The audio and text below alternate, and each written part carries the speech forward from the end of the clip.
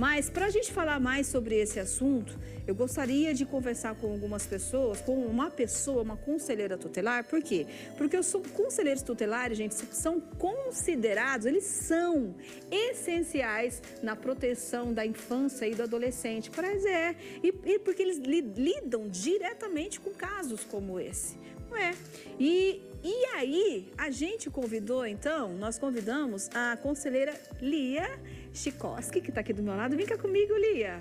Minha amiga pessoal, que eu gosto demais, demais mesmo. Uma mulher guerreira, viu, gente? Guerreira, que eu vou falar para você. Enfrenta qualquer batalha para ajudar a criançada e os adolescentes. Eu tenho muito orgulho de Obrigada. você. Sabia, Lia? Somos guerreiras, Somos né? guerreiras. Somos. Senta aqui, Lia, porque essa é uma situação que chamou muito a atenção, né? E eu não vou sentar ali, Lia, porque eu vou ficar muito baixinha, tá? Eu vou sentar do seu ladinho. Essa é uma situação que aconteceu em Terra Rica, pertinho da gente, não é longe. E chama a atenção. Agora, nós temos um ambiente no qual essa criança vivia, no qual os pais viviam, que às vezes o vizinho podiam ter reparado alguma coisa. O que fazer para não deixar uma situação dessa acontecer? Vários fatos chamam atenção nessa história, muitos fatos chamam. Por exemplo, a violência doméstica que era cometida contra a mãe. Pelo pouquinho que eu vi, a mãe tinha uma medida protetiva há bastante tempo já, né? E ela relatou que essas violências começaram ainda quando ela estava grávida. Né? Então, a gente está falando aí da violência doméstica contra a mulher, que é muito comum. Né? Só que de um terceiro ator, que é a criança, né? Que está ali convivendo. Hoje nós temos a lei Henri Borel, que também protege essa criança do agressor. Ela também, a medida protetiva contra a criança é a mesma contra a mãe. Sim. Tá? Em favor tanto do genitor quanto da genitora. Tá? Não existe assim contra o pai, mas uma medida protetiva para afastar o genitor. Pode ser contra a genitora também, que pode agredir. Mas, enfim, esse caso passou muito tempo, pelo jeito, né? São 3 anos e meio. Esse pai não teve convívio, não teve um auxílio, um convívio com essa criança. E é um direito da criança o convívio. Por isso que é complicado quando a gente fala assim, a justiça falhou. É direito da criança ter Ela convívio. tem direito ao pai. Né? Esse caso é uma exceção, ele não é a regra. Né? Porque, veja bem, o pai ou a mãe ser privado do convívio com a criança também é difícil. E também vai gerar traumas e consequências para um adolescente, para um adulto. Me chamou a atenção que a psicóloga falou do não. Ele não aceitar o não. Só que vocês, tá tão comum as crianças, adolescentes não aceitarem o não. O limite não está sendo colocado. O limite, não tem limite. Nós vimos, um dos grandes problemas que nós enfrentamos hoje no Conselho, por exemplo, é que pós-pandemia, as crianças ficaram estudando em casa durante a pandemia. Quando voltou, eles não querem mais voltar para a escola. Porque eles gostaram do que E aí os pais ficam com essa fala, não, mas meu filho não quer estudar, não quer ir para a escola, chora. Ontem eu atendi uma criança de 7 anos que ele agride toda a equipe escolar, a mãe, o pai, o próprio conselho, porque ele não quer entrar na escola. E não tem limite. Quer dizer, se uma criança de 7 anos, eu sempre falo isso, se você não consegue dominar uma criança de 7 anos, vai dominar uma de 13 como? Não é? É muito complexo. Então, isso me chamou muita atenção na fala da psicóloga. Esse pai, ele não teve limites. Ele não teve limite.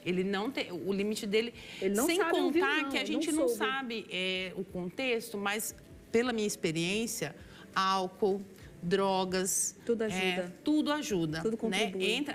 A pessoa talvez não tenha a saúde mental comprometida por um ajuste químico do corpo, mas sim por uso e abuso de substâncias, né? Quanto tempo que esse homem ficou afastado dessa criança? Ele não tem vínculo de amor. Você consegue entender?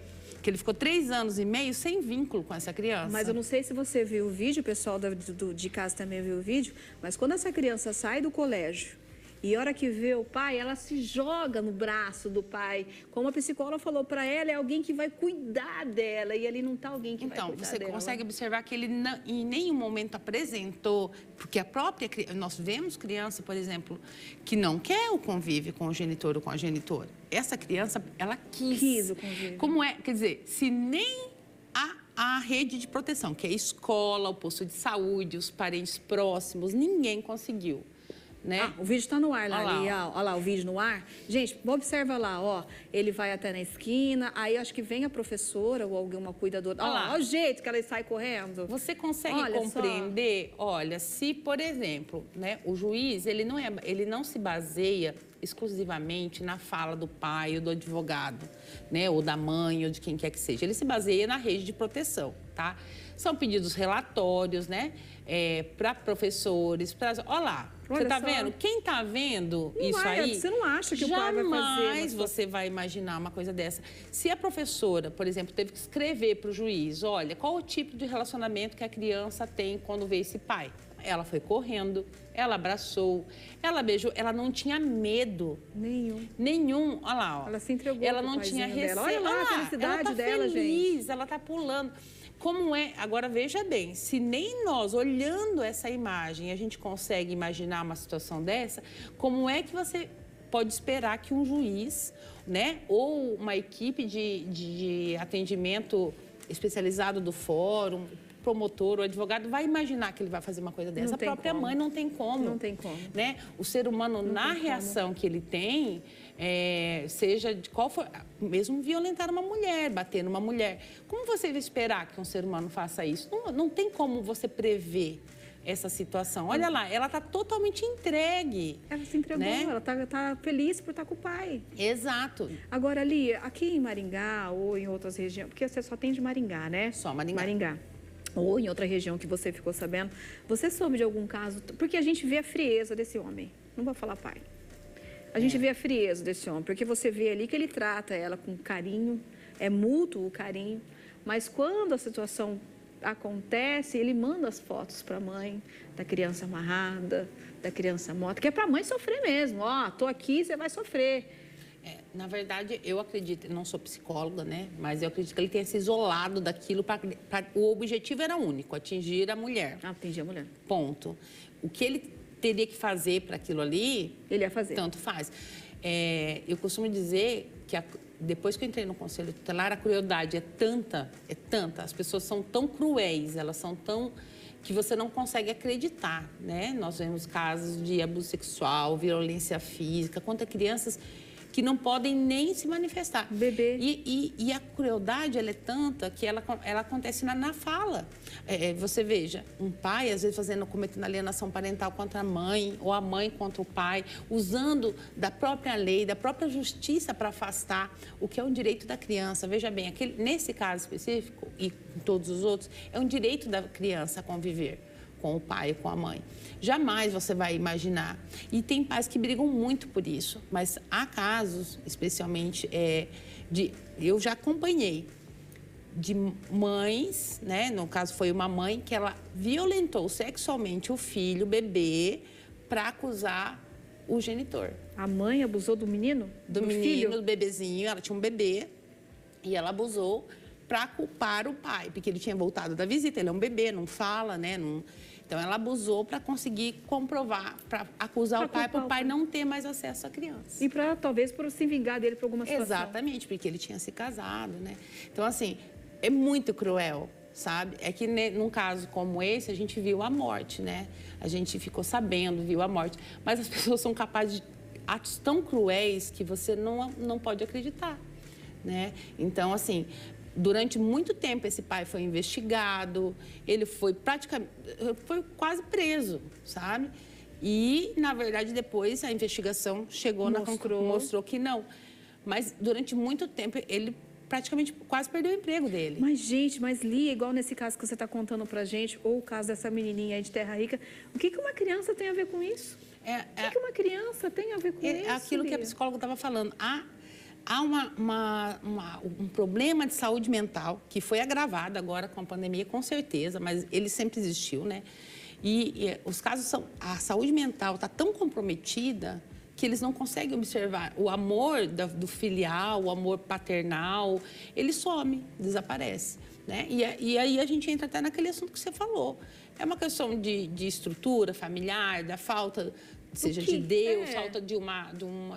Não sei, mas alguma coisa está faltando. O consumo de drogas e álcool e outras drogas aumentou tanto, né? A gente até, numa outra oportunidade, já teve a chance de conversar, que os acolhimentos institucionais das crianças estão explodindo, porque as famílias não têm mais condições de cuidar. Eles negligência, maus tratos, abandono, sabe? Então, assim, tudo isso culmina em violências muito sérias, muito graves, que não, graças a Deus, às vezes não chega nesse ponto, né?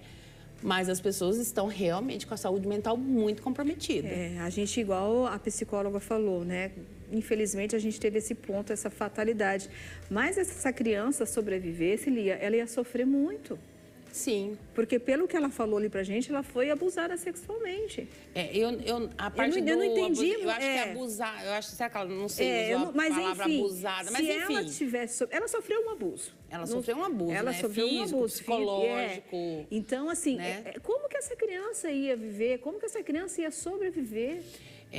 E sobrevivem sobrevivem todos os dias. Aqui em Maringá parece que nós temos muitos casos. Só esse agora, até em maio, até o começo de maio, foram 80 casos registrados na delegacia de abuso sexual. Mentira. Verdade. 80 casos, 80 gente. casos. Só Inclusive, como eu vi você de laranja, a gente está comemorando não, né? Lembrando esse mês de maio, né? O mês do combate ao abuso sexual, Maio Laranja, dia 18 de maio agora. Então, segunda-feira. Não, quinta. Quinta-feira. Quinta-feira. Então, porque só esse ano aqui em Maringá foram 80 casos registrados. Então, é muito sério. A situação é muito grave, né? Infelizmente, essa criança veio a falecer, né? O próprio pai, é desumano você ver o próprio pai. Só que ela, como a psicóloga disse, ela teria vários traumas, várias consequências. Nossa, não quero nem pensar. E a gente tem isso todos os dias. Lia, a gente tem que ir para o intervalo, mas eu não vou deixar você sair. Tá? A tua menina tá ali no fundo, como que é o nome dela? A Sofia. A Sofia tá ali olhando a mãe, com um sorrisão, né, Sofia? Mas eu não vou deixar ela embora ainda não, tá? Eu vou pro intervalo comercial.